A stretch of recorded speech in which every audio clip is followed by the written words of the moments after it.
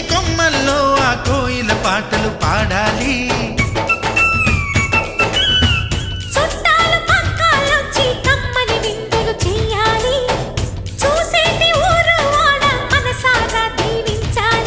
నలుగురు కలిసి చేతులు కలిపి మన కలలన్నీ పండించాలి.